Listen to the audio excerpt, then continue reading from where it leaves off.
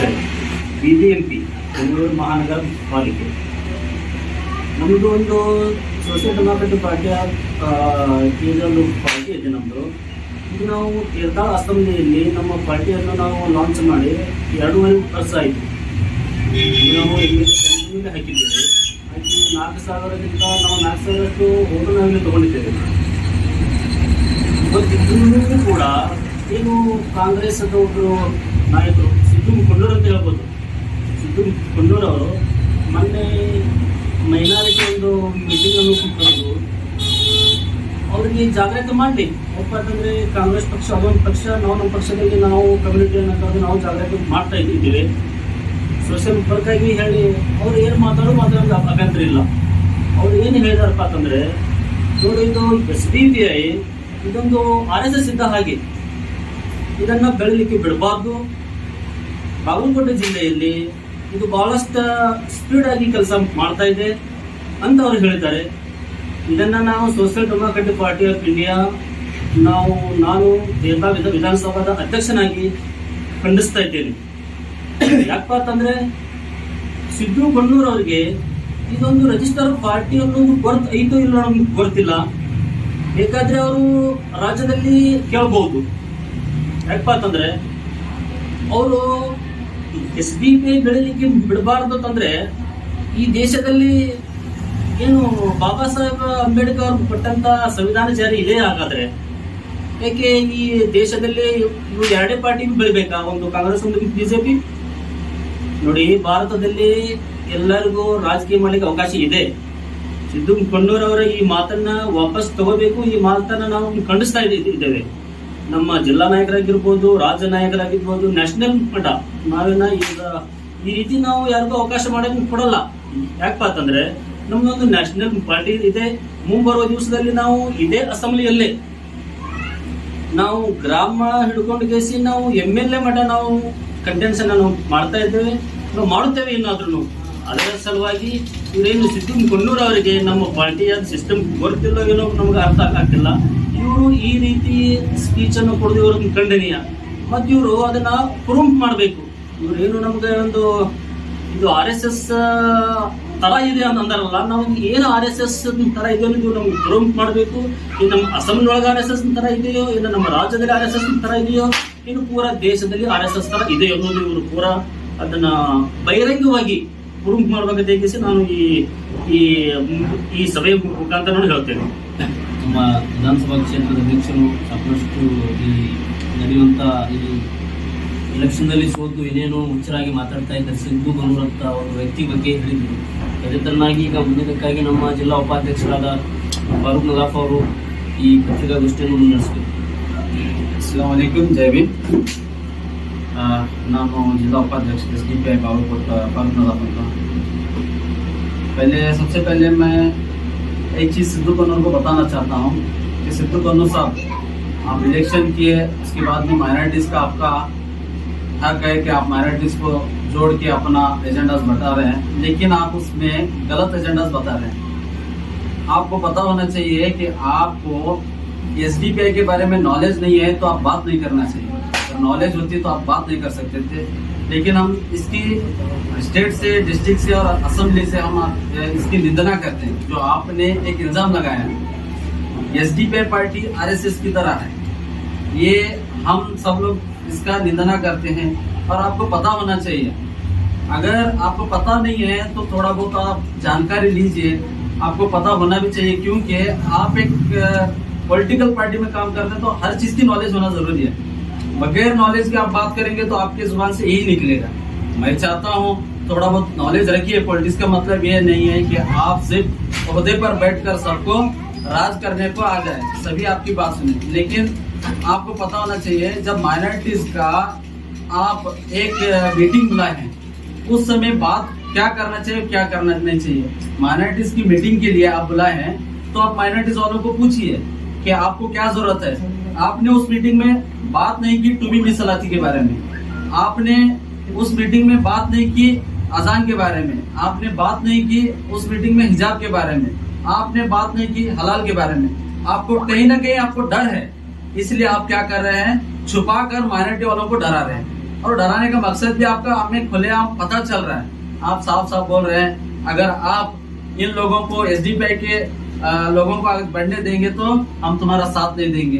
ये गलत है, सरासरी निंदा ना करते हैं। एक पॉलिटिकल लीडर होने के नाते आप पॉलिटिकल की तरफ बात कीजिए। अगर आपको बात नहीं करना आ रहा है, हमें पता है आपको पॉलिटिकल का नॉलेज, मैं समझता हूँ जहाँ तक आपको पॉलिटिकल का नॉलेज नहीं है। क्यों बोले तो जितने भी भारत के अंदर कास्ट बस रहे, जितने भी समाज वाले हैं, सब हमारे हैं। ये वोटर का एक अधिकार है, चाहे वोट दो या ना दो, लेकिन उसका काम करना हमारे लिए जरूरी है। लेकिन आप अगर ऐसा काम करेंगे तो हम सोचते हैं 70-75 साल से आप लोग काम करते आ रहे हैं, लेकिन आपको काम का तरीका मालूम नहीं। आप एक कम्युनिटी को बुला के उसको डरा रहे हैं। आप अगर कोई ऐसा लड़का आपसे मुखालिफ होगा, आपके मुखालिफ जाएगा कांग्रेस के लीडरों के मुखालिफ, आप उसका साथ ना दो, ये सरासरी गलत है। मैं चाहता हूँ आप अपने ये आरएसएस के साथ जुड़े हुए शब्द जो है वापस ले। मैं इसके साथ आपको बताना चाहता हूँ, कुछ दिनों पहले बंटवाल में आपने देखा होगा एसडीपीआई जब आपको कांग्रेस वालों को साथ दिया, उस वक्त में आपका अध्यक्ष बना। अगर हम भी साथ ना देते तो आप अध्यक्ष नहीं बन सकते थे। आप लोगों को पता होना चाहिए, नॉलेज रखते रहिए थोड़ा बहुत। दूसरे को टारगेट करके बात करने से पहले सोच रखना और सोच के बोलना चाहिए।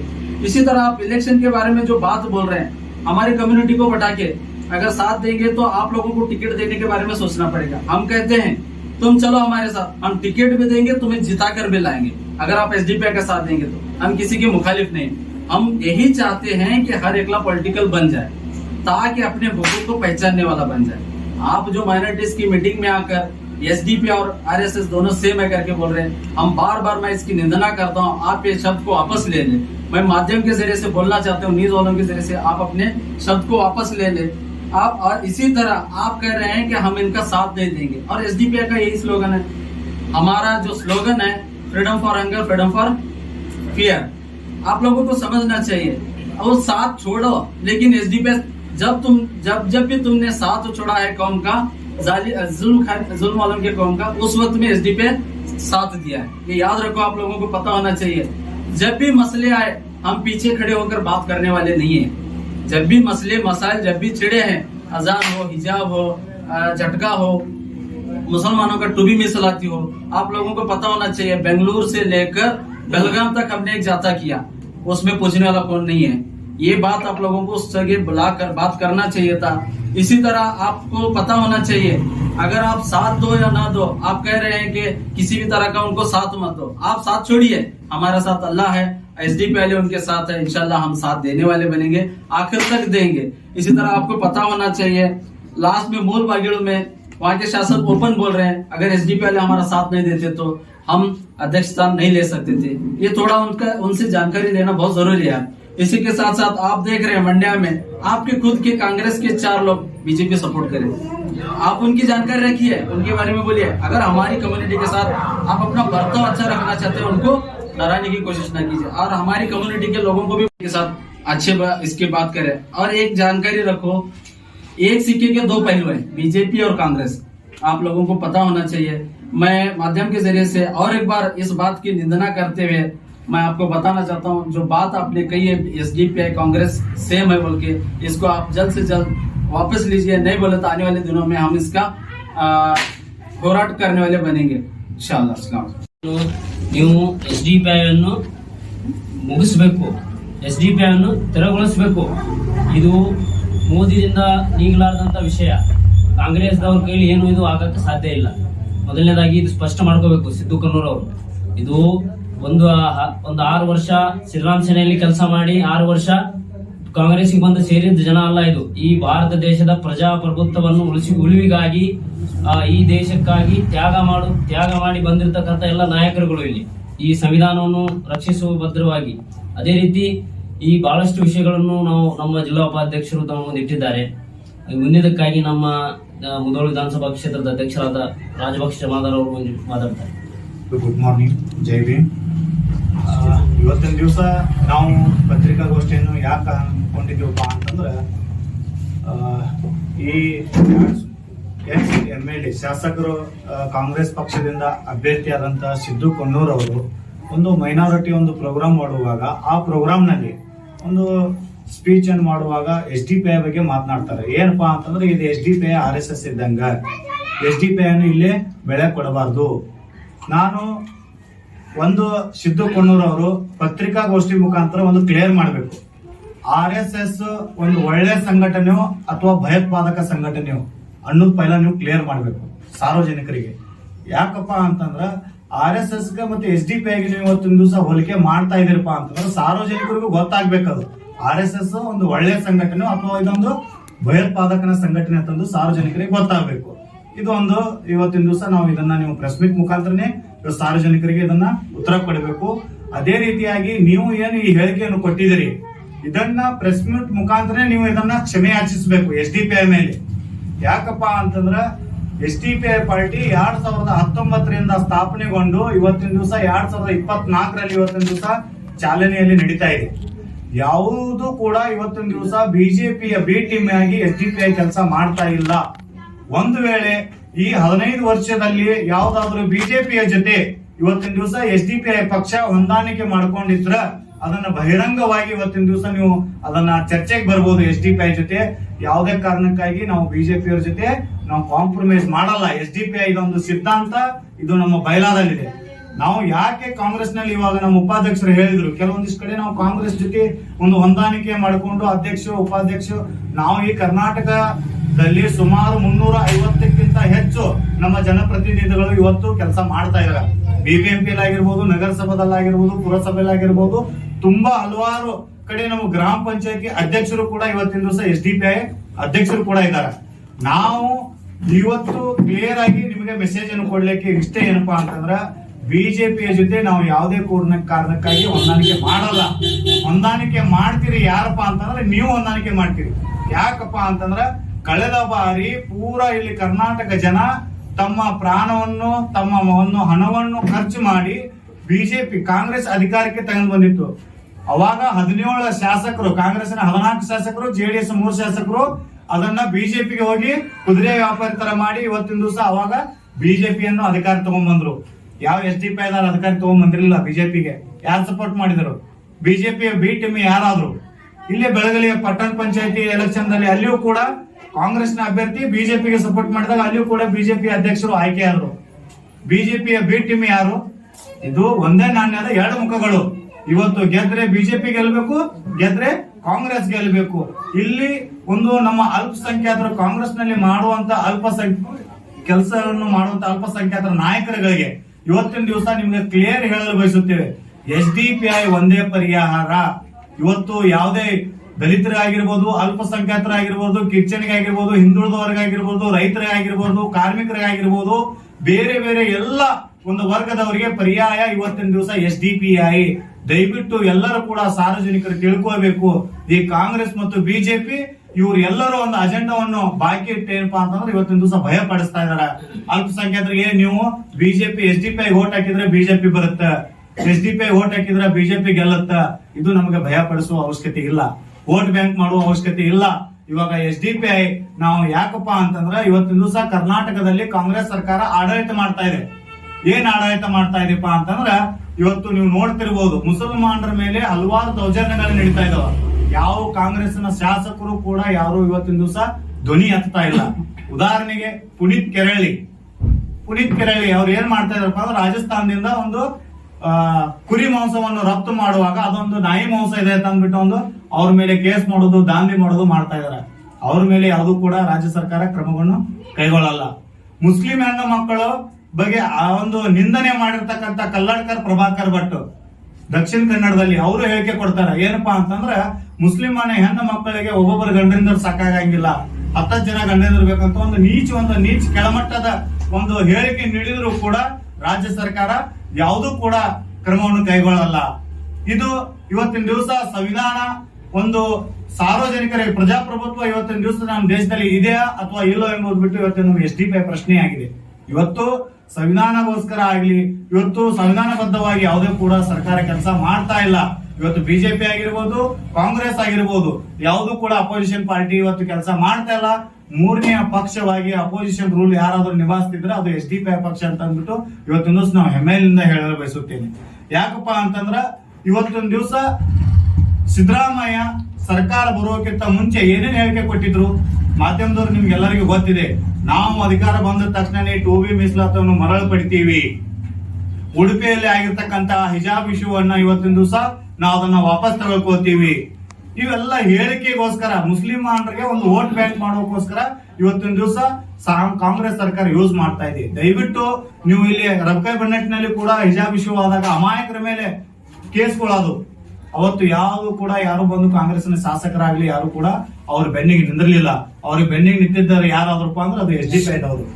ಇವತ್ತು ಈ ಕಾಂಗ್ರೆಸ್ ಇವತ್ತು ಒಂದೇ ಬಿಜೆಪಿ ಎರಡೂ ಕೂಡ ಒಂದೇ ನಾಣ್ಯದ ಎರಡು ಮುಖಗಳು.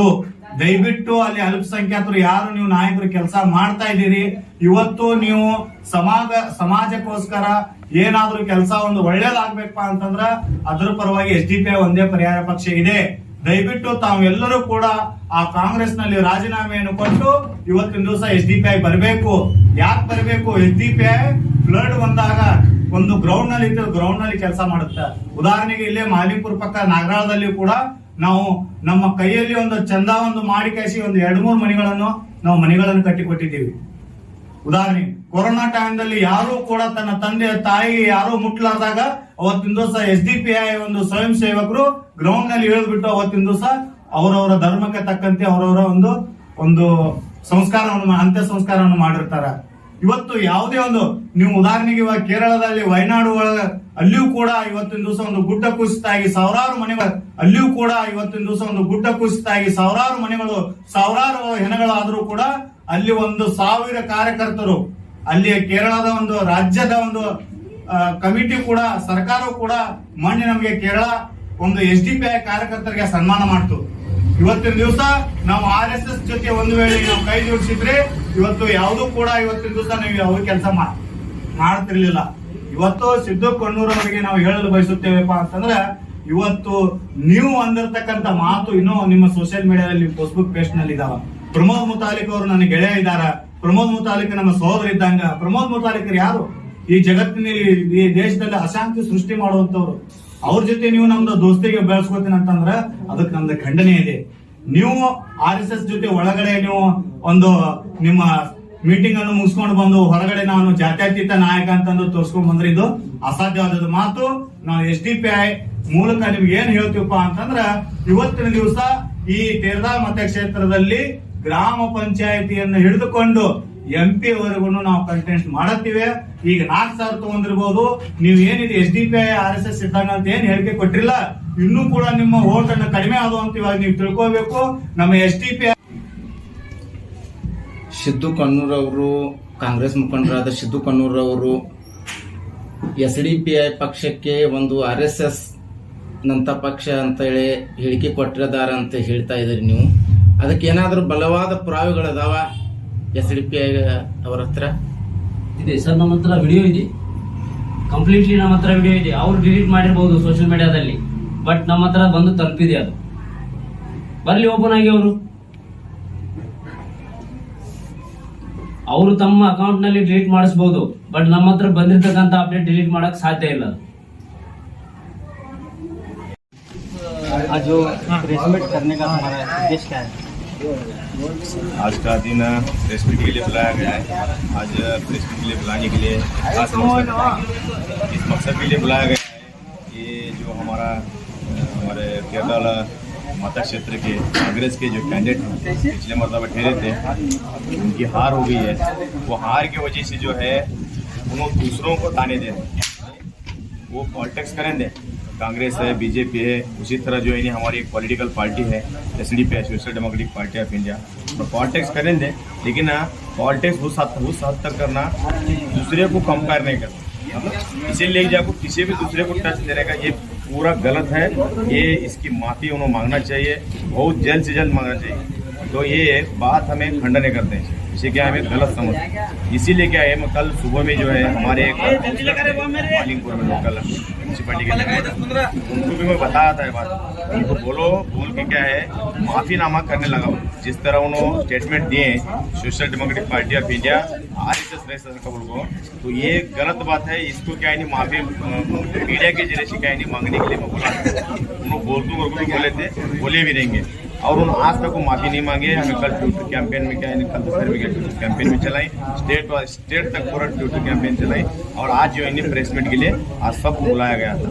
आज हमें समझने की जरूरत है, हमारे जो तीरदाल असेंबली, जो तीरदाल मतक क्षेत्र के जो लोग हैं, हमारे मुस्लिम है, दलित है, हिंदू है, क्रिश्चियंस है, हर कौम के लोग समझने की जरूरत है कि आरएसएस के टच में कौन है, समझने की जरूरत है। साफ जाहिर होता है कि उन्होंने आरएसएस में टच में है या हमें है, या हमारा कौन सा एक वैसा हमारा वीडियो दिखा दे या हमारा कौन सा एक सबूत दिखा दे कि आरएसएस में टच में रह सके, वो उनका हमें आम अब लोग देख रहे हैं सोशल मीडिया में कल से पूरा फैल रहा कि उन्होंने किसके टच में है और उन किसके लिए है, किसके लिए काम कर रहे हैं, अभी किसके लिए मैं रद्दू करने का उन्हें बात बोल रहे हैं। आगे भी क्या नहीं, मैं किसके फेवर में रद्दू करने का भी उसके अंदर वीडियो में साफ बोल रहे हैं। तो ये समझने की जरूरत है, हमारी कम्युनिटी को, मुस्लिम कम्युनिटी को समझने की जरूरत है और दलित कम्युनिटी को समझने की जरूरत है। बाद में जो पिछला तबका है, ट्राइबल है, उनको भी समझने की जरूरत है कि आज तुम्हारे फेवर में बात करने वाली पार्टी कौन सी है। तुम्हारी फेवर में बात करने वाली पार्टी, मजलूम के फेवर में बात करने वाली पार्टी एक ही है, वो social democratic party of India है। इसके अलावा कौन सी भी पार्टी जो है जुल्म के खिलाफ बात नहीं करती, किसी को ज्यादती करते उस वक्त में नहीं बात करती, उस वक्त में खामोश हो जाते हैं। आज देखो समझने की जरूरत है कि हमारे क्षेत्र में हिजाब के बारे में इशू हुआ पिछले मरतबा, तो यही जो अभी जो हमारे एसडीपी के बारे में जो गोली दिए हैं, ये कभी बोले क्या हमारी कम्युनिटी लीडर्स को कि तुम जाओ, तुम्हें प्रोटेस्ट करो, तुम्हें वो गलत कर रहे हैं उसके बारे में तुम्हें एहतजाज करो, तुम्हें प्रतिभटने करो, मैं तुम्हारे साथ हूँ, मैं भी आता हूँ, क्या भी बोले क्या ऐसा? ये छोड़ को उनका वो मकसद नहीं है, उनको सिर्फ मुसलमानों का, दलितों का वोट से मतलब है, सिर्फ मतलब के लिए उन्होंने राजकीय करते हैं, हमें मकसद के लिए राजकीय कर रहे हैं। हमारा पॉलिटिक्स में उनके पक्ष में जमीन और आसमान फर्क है। इसीलिए मैं इस प्रेस के जरिए मैं एकदम आगाह करता हूँ कि वो जो बात जो उन्होंने गलत की है, वो बात को और माफ़ी मांगे, मीडिया के जरिए से माफ़ी मांगकर इस मसले को ख़त्म करें। अगर ये मसला अगर माफ़ी मांग के ख़त्म नहीं किया जाएगा तो आने वाले दिनों में पूरे कर्नाटक में नहीं बल्कि हम पूरे इंडिया में भी कर सकते हैं।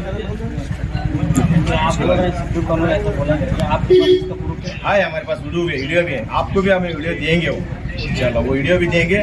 और हमारे बारे में सोच समझकर बात करना चाहिए, क्योंकि गलत बात करना ये सही नहीं है। किसी के बारे में तोहमत लगाना, किसी को ले जाकर किसी भी कंपेयर करना वो सही नहीं है। वो कंपेयर हम कर सकते हैं, हमें उनका सबूत भी है, वो किसके फेवर में करेगा हमारे पास सबूत भी है, हमें वो भी सबूत हमें दे सकते हैं।